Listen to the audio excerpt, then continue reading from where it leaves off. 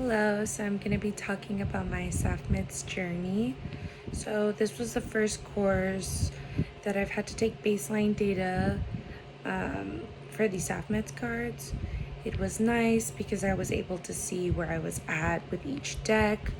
On average, I average from 0 to 2 for my baseline data per deck, in total for all 3 decks.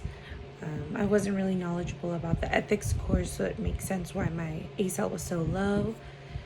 And the first week of each deck, I also had low numbers. Week 1 in July, I started with a 1. And then week 2, and then for deck 2, I started with a 3, and then for deck 3 I started with a 2.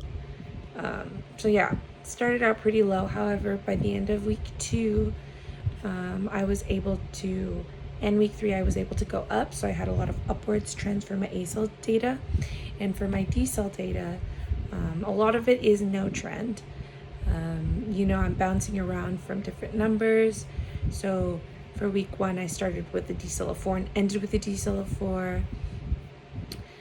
For decks 2, I was bouncing between 0 to 2, 0 to 4, around there. And then for this last deck, I know it's only been 2 weeks, but yeah, I'm also bouncing around between 6 and, so I started with the 6, and then I'm ranging between up to 4. So yeah, my decel is all over the place, so it's no trend. I'm still using an interval timer, 30 seconds test, and then 45-second break. Shuffle the deck for my my fluency deck. However, for my maintenance, I'm using a 1-minute break time so that I can reshuffle the deck and review some cards that I'm unfamiliar with. At the beginning of studying my fluency data, I am making sure that I am able to review the cards that I don't know. So I'll kind of just briefly look through all the cards and be like, oh, I don't know this one, so I'm going to refresh myself right before I start studying. So yeah, that is my SAFMEDS data so far. So far, so good.